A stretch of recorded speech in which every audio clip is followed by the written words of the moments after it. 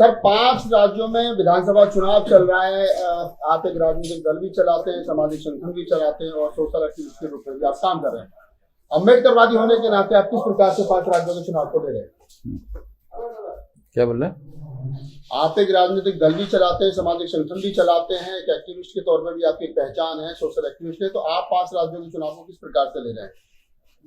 ये 5 राज्यों के चुनाव लोकसभा के चुनाव के पहले हो रहे, इस दृष्टि से इसका महत्व है, क्योंकि अगर इसका रिजल्ट बीजेपी के विरोध में जाता है, जिसकी ज्यादा संभावना है,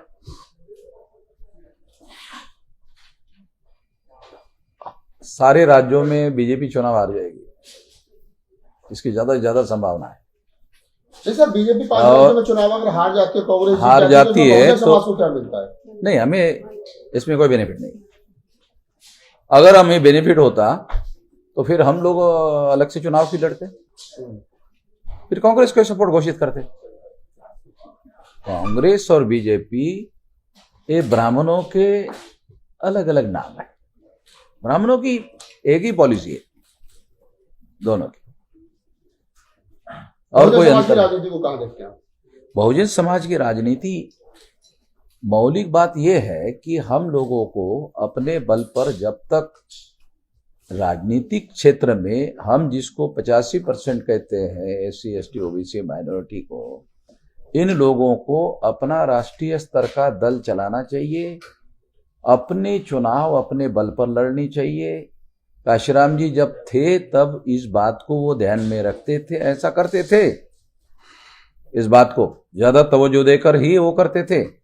जो काशीराम जी की लाइन ऑफ थिंकिंग है, उसी लाइन ऑफ थिंकिंग में हम लोग काम कर रहे हैं, और उस दिशा में आने वाले समय में 2024 के लिए भी हम लोग तैयारी कर रहे हैं।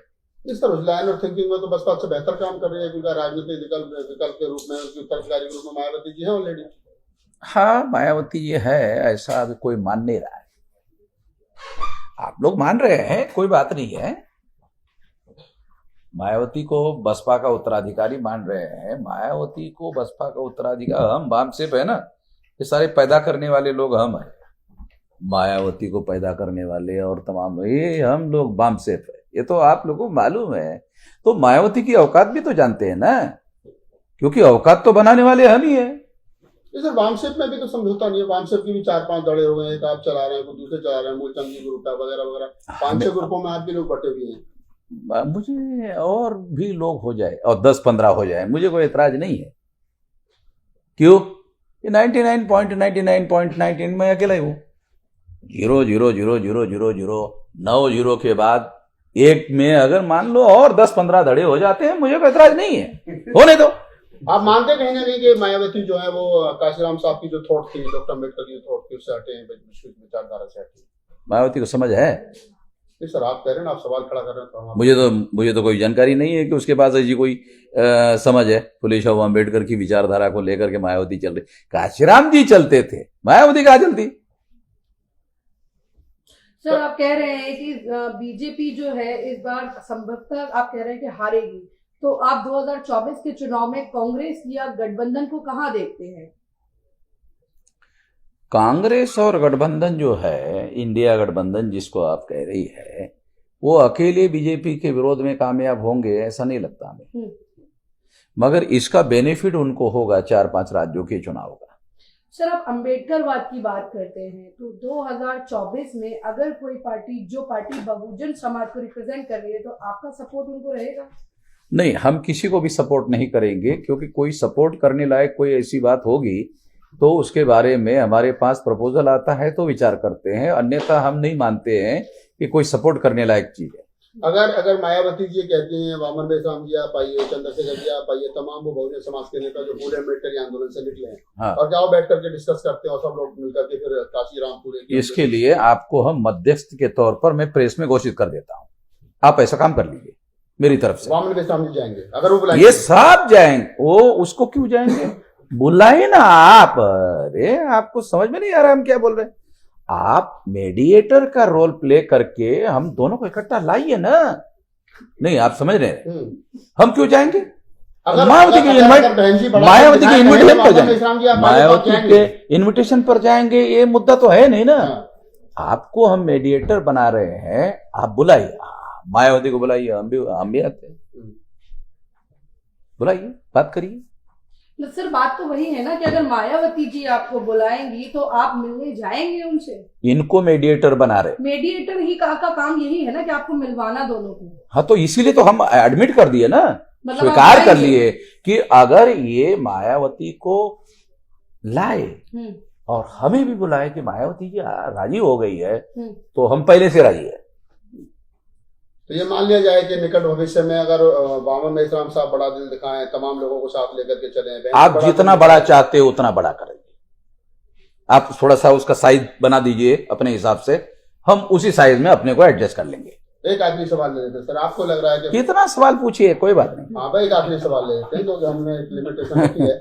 सवाल यही है सर कि क्या अगर आपको लग रहा है कि वर्तमान समय में जो सपना काशीराम ने देखा था, कहा था कि जाओ अपने घरों की दीवारों पर लिख दो यहाँ का हुक्मरान बनना है, वो सपना बिखर रहा है, ये तो बाबा साहब का, बाबा साहब का, काशीराम साहब को, उसी बात को काशीराम साहब ने आगे बढ़ाया हाँ। प्रैक्टिकल रूप से। हाँ। तो आपको लग रहा है कि वो सपना बिखर रहा है, तो मोहम्मद इस्लाम नहीं। साहब क्योंकि बड़ी ताकत है देश के अंदर, बड़ा संगठन आपके पास है, तो आपको पहल करनी चाहिए, उनके विचार को इकट्ठा करना चाहिए, हाँ, इसी में एक आइडियोलॉजी के लोगों को इकट्ठा लाना चाहिए। देखो अभी हम लोगों ने 31 अक्टूबर को 77 पार्टी के लोगों को, SC ST OBC माइनॉरिटी के लोगों को इकट्ठा किया। 77 जो 28 सितंबर को मीटिंग हुई थी उसमें 32 पार्टी के लोग थे, और 31 अक्टूबर को जो मीटिंग हुई दिल्ली में उसमें 77 पार्टी के लोग थे।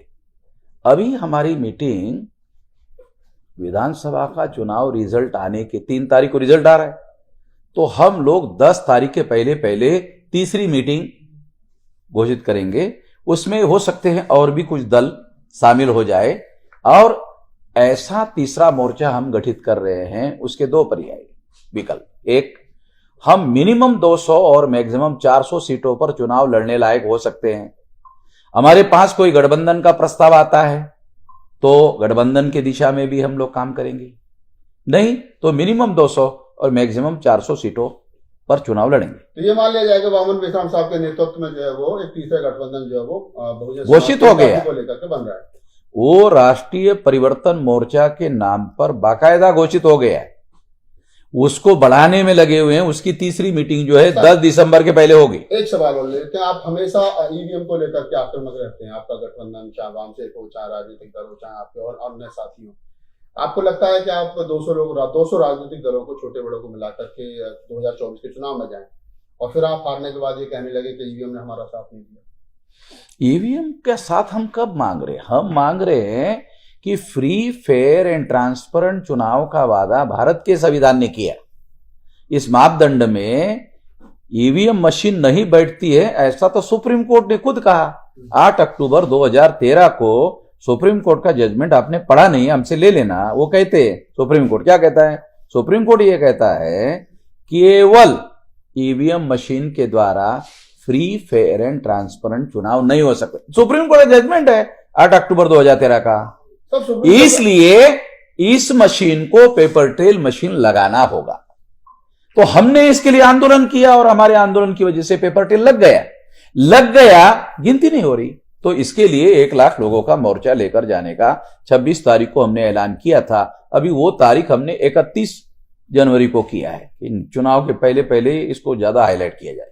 आप सुप्रीम कोर्ट का जिक्र कर रहे हैं कि सुप्रीम कोर्ट का डिसीजन 1913 का, सुप्रीम कोर्ट के डिसीजन राजनीतिक दबावों में बदलते रहे, चाहे वो ललित सिंह यादव वर्सेस क्या नाम रामनंद का क्या नाम है उसका सच्ची रामायण का मामला, उस समय सुप्रीम कोर्ट की डिसीजन है कि 1971 में कि रामलला जो है वो एक नॉट लीगल पर्सन और कभी पैदा नहीं हुआ, रामायण वो कोई ग्रंथ नहीं है। और अभी वर्तमान में जो डिसीजन आया उसमें कहा रामलला जो लीगल पर्सन, तो वो भी सुप्रीम कोर्ट का डिसीजन। हाँ, ये बात सही है, मगर जब तक जो सुप्रीम कोर्ट के जजमेंट के रेफरेंस में मैं आपको कह रहा हूं, वो जजमेंट तो अभी बरकरार है ना, अभी तो चेंज नहीं हुआ।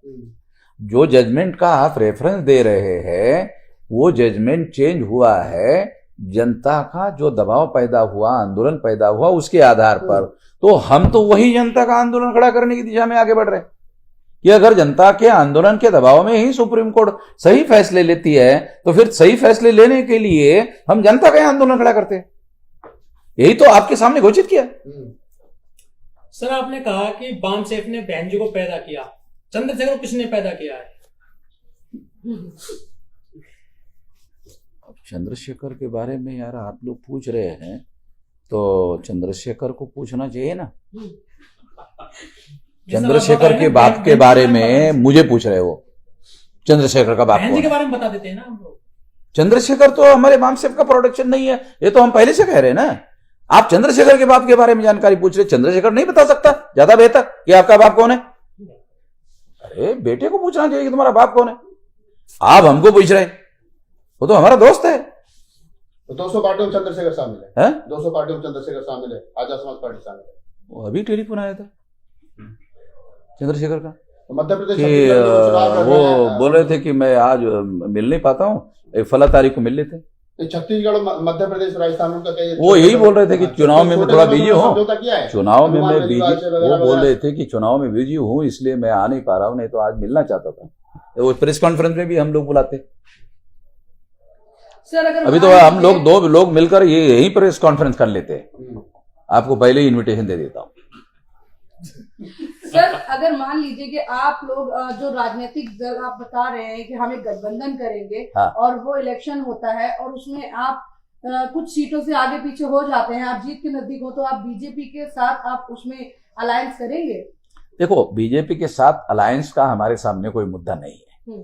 हम लोग बीजेपी की जो राजनीति आज चल रही है वो देश हित में नहीं है, वो हम लोगों के भी हित में नहीं है, देश के भी हित में नहीं है। इसके विरोध में हमारा स्टैंड है।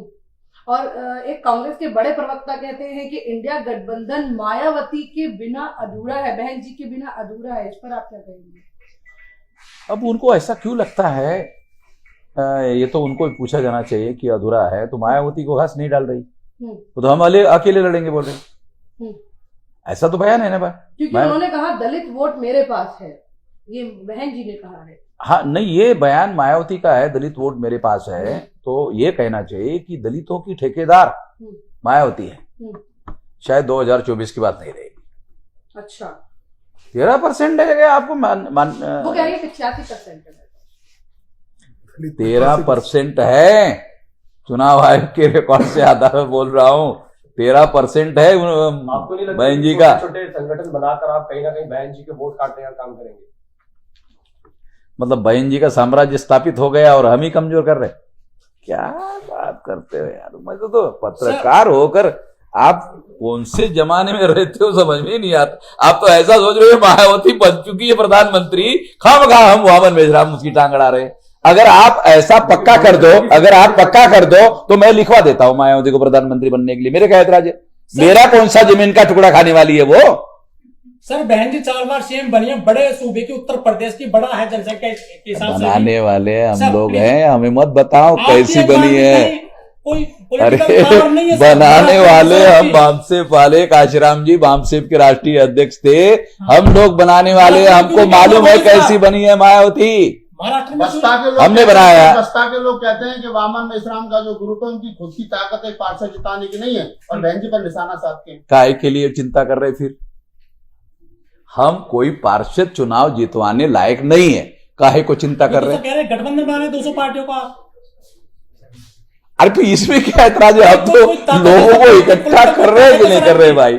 हम 200 पार्टियों का अगर मान लो गठबंधन बनाते हैं तो इसमें लोगों का क्या ऐतराज है? इकट्ठा कर रहे हैं ना, लोगों को इकट्ठा कर रहे हैं। आपके साथ जितनी पीसी होती है सब में बहन जी को टारगेट किया जाता है, इसकी पीछे मुख्य वजह क्या है? अगर आप लोगों ने बहन जी का सवाल नहीं उठाया होता तो हमने टारगेट किया होता। आप तो चाहते हैं कि ये सवाल उठाया जाए और हमने मेजराम टारगेट करे और फिर हमारा वो क्या बोलते हैं टीआरपी बन जाए। अरे यार, ये मैं पत्रकार हूँ, बाद में किसी संगठन का ये हूँ। कोई सांसद विधायक नहीं सर, आपका बहन जी को टारगेट करते हैं आप। बड़ा उनका बहन जी ने ऐलान किया है कि परशुराम का पुतला खड़ा करने वाली है। वो पॉलिटिकल, क्या आप मानते हैं कि वो तो बीएसपी क्या का पॉलिटिकल ब्राह्मणीकरण हो गया क्या सर? हाँ हो गया। कैसे? हाँ बीएसपी का ब्राह्मणीकरण हो गया है क्योंकि ब्राह्मण उसके फैसले कर रहे हैं। उसके फैसले ब्राह्मण कर रही है पहले वो बच्चे- और उसके फैसले प्रो ब्राह्मण होते हैं, प्रो ब्राह्मण। सर जो दलित है बीजेपी में, क्या वो दलितीकरण कर रहे हैं बीजेपी का, जो हाँ। बड़े पदों पर औकात वाले लोग होते हैं, करते हैं, औकात होनी चाहिए ना। ब्राह्मणों की औकात है, वो जहां जाते हैं वो पॉलिसी फ्रेम करने पर ज्यादा ध्यान देते हैं। हर पार्टी में जहां अकेटा ब्राह्मण रहेगा वो पॉलिसी निर्धारित करने पर ध्यान देता है। उनको मालूम है ना, ये पार्टी में हमारी संख्या नहीं है तो पॉलिसी को कंट्रोल करना चाहिए। हम जानते हैं ना, ब्राह्मण किसी भी पार्टी में जाएगा तो हर पार्टी में प्रवक्ता बन जाता है, हर जगह। मीडिया इंचार्ज बन जाता है। हाँ, मतलब वो ये आप लोगों को यार, सर आप बहुत चल। बड़ा चल, शब्द ओवर। एक सवाल लेना है मुझे। हाँ। सर आप बार बार एक शब्द यूज कर रहे हैं, औकात होनी चाहिए, औकात होनी चाहिए, इसका किस संदर्भ में आप बात कर रहे हैं? देखो, औकात का मतलब होता है कि किसी भी विषय पर अगर आपके पास कोई शक्ति है, ताकत है, तो वो शक्ति और ताकत के हिसाब से ही तो बात होगी ना। तो जिस आदमी के पास संगठन शक्ति की औकात होगी, ताकत होगी, शक्ति होगी, उसी हिसाब से उसी लेवल की बात करेगा कि नहीं करेगा। तो मतलब ब्राह्मण इंसान है, वो बड़े हैं, दलित इंसान नहीं है। नहीं, हम ये कह रहे हैं कि ब्राह्मण को हम इंसान से बड़ा मानते हैं, क्योंकि वो ये ऐसा ही मानते हैं। हमको तो इंसान ही नहीं मानते। SC ST OBC को उनके सारे धर्मशास्त्रों में इंसान कहाँ मानते हैं? वो नहीं मानते ना। अब ये विषय पर तो सब लिखा हुआ है पुराणों में। Thank you so much. धन्यवाद।